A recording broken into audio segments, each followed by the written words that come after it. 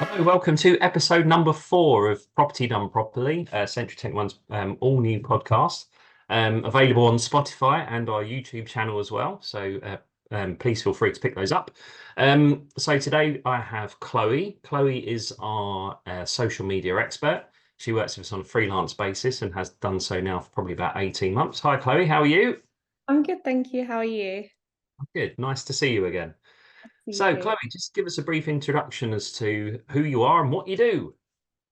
Yeah, so I am a freelance social media manager. I've been doing this on freelance basis for over 3 years, but I've always been in digital marketing and running social media accounts. And I look after Century 21's accounts. I run my own business, Palm Digital on the side. And it's just been going well. So what made you set up your own business? I guess were you working somewhere before or? Yeah, so basically, I was working full time before for a fashion startup, and I started signing my own clients on the side. So I just decided I think that's a sign to just go out there and do it on my own. It's something I've always wanted to do, and I've been enjoyed it since the beginning, really. So how long have you been running for now? Uh, 3 years and 2 months. I started September 2020, right in COVID. Probably a good time to start, in fairness, when we all Yeah, needed exactly. support. Yeah. So excellent. So how big a role does social media play at the moment in our day-to-day business? It's Would you- such a huge part of a business, really, because it is your shop front, and it can really, like, you can connect with your customers and your clients through this platform and multiple platforms too.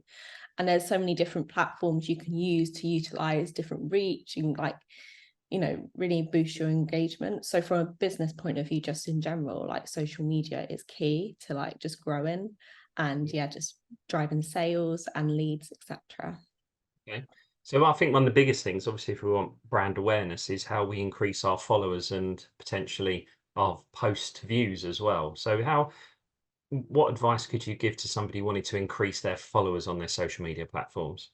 So what I would say to anyone like looking to do that is post consistently, and also answer like your audience's questions with your posts. So make sure you're being consistent, but also creating content that resonates with them.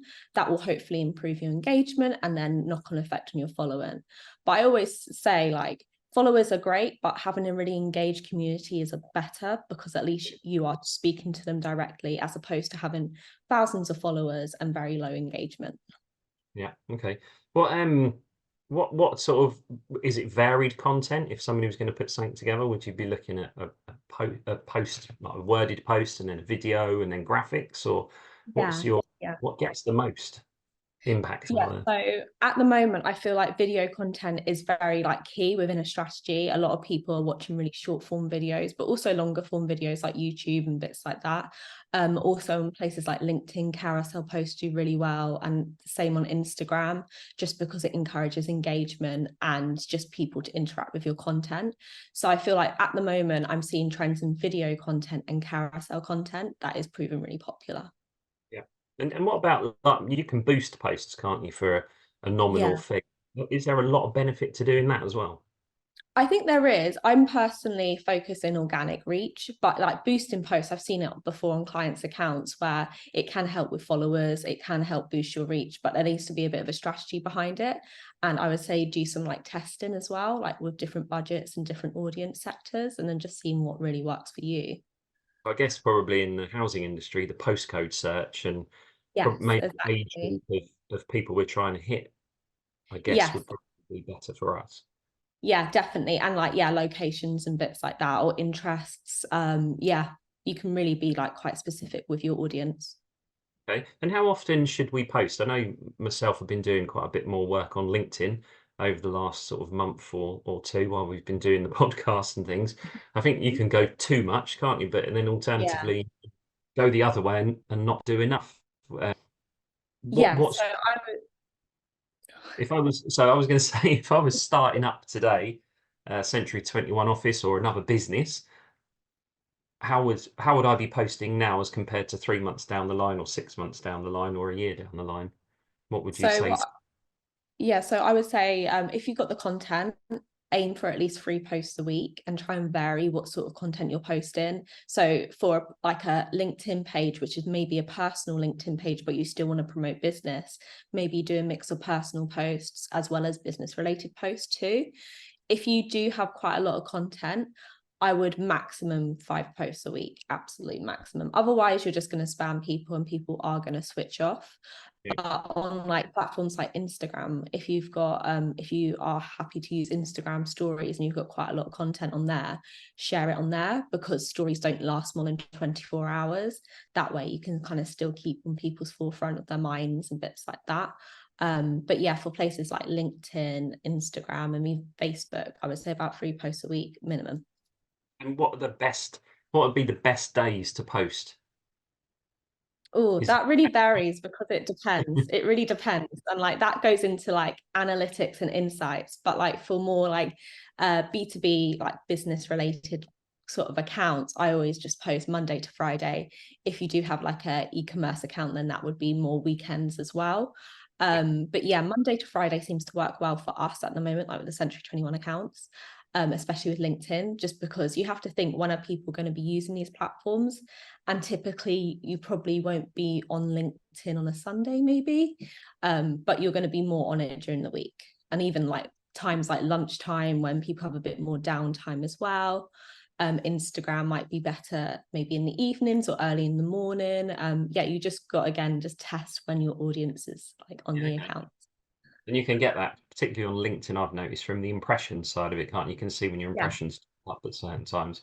I think that's yeah, a valuable tool for me while I've been trying to get this stuff right. So yeah, that's it quite is. And yeah, and also you could use that to kind of mold what you post about again, and then say in like say 2 to 3 weeks time, if that posted really well, you can repurpose it, yeah, maybe with a different graphic or a video, but the content is the same, and see if that does the same thing. okay, excellent. Why do you think then there's still people within our industry that choose not to engage with the platforms? They don't think it's a viable route for marketing. Why do you think that is? I think from my point of view and what I've experienced is people are scared of it, so they Yeah, don't post.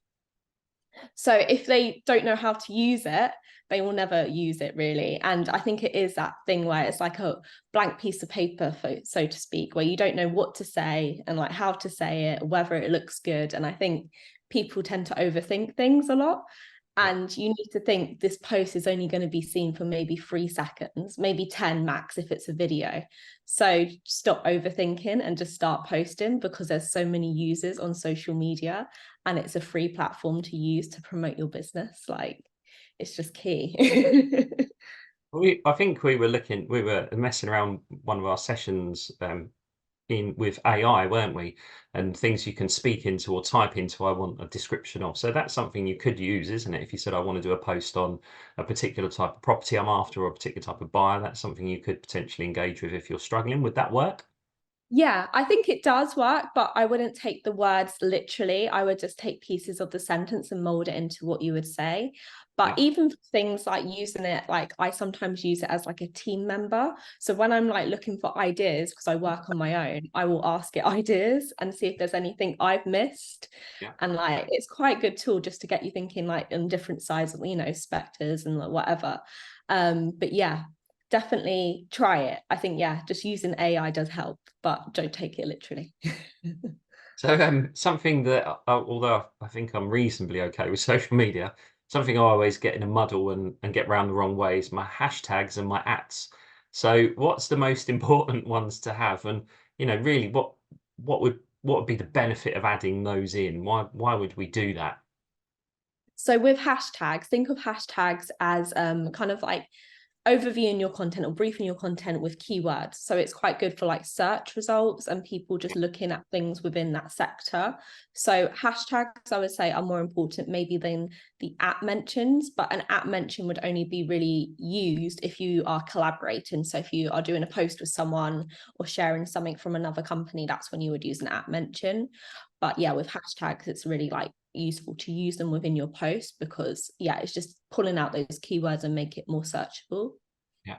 Is there a way? I always look at it and think there's so many hashtags and ats you can have and use, isn't there?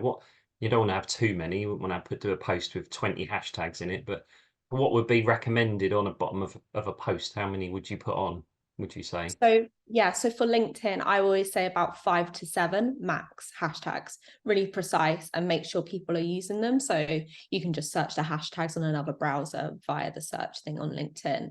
With Instagram and Facebook, I would say about 20 to 30, more so on Instagram because people do follow hashtags. So that's a really good tool to kind of boost engagement and impressions too. Excellent. And from your point of view, you know, we see some excellent content, probably from other companies, but also within our network. You know, we had our Hest office win social media office of the year through the posts that they do. What's a common mistake on social media? What do you see more of, and you think, oh, not again? I What do you? think like Yeah, so I think people forget to add like things like a call to action or to create or format the post in a way which is really readable. I feel like sometimes people just copy and paste things from their Yeah, website and put it in a post, and it's not really formatted for social media. So things like find out more on our website or call us to book a viewing are really good ways to kind of continue that customer journey and improve your engagement. So I think, yeah, formatting post and using hashtags which work, and like not have like 100 million posts per hashtag, because there's no point. Your post is never going to be seen. So I always say to use like under 1 million max hashtags for those posts as well. But yeah, I would say formatting and just the tweak side of things. Like I can just see that, oh, if I could just edit that post, it could just be so much better. excellent. So just before you finish up, tell me something interesting about social media. Is there a fact that you can wow people with? So if you were talking to someone at a bar and you went, I can tell you this about social media, what could I tell them? What fact could I give them? I would say I did have to look at these up because I Yeah. don't have facts just like lying around. But I found a really interesting fact that the average user spends nearly 3 hours a day on social media, which I think is quite a lot for someone. If you don't work in social media, that is quite a lot of Yeah. time just spent scrolling. So I think if you are a business and you aren't on social media, you're missing out on people just scrolling all the time. And like, you can just start posting content, it can start being seen. There's already people there waiting. So yeah, I just think that's quite an interesting fact. Excellent. I'll try and bear that in mind. I'll try and get the kids off there 3 hours a day then. Once keep it to Yeah, put a screen limit on. Chloe, thank you very much for your time. I know you're really busy with your business. It's been a real pleasure working with you for the last 18 months or so. So thank you for your support, and I look forward to seeing you soon. Yeah, I'll see you soon. Thank you. Bye.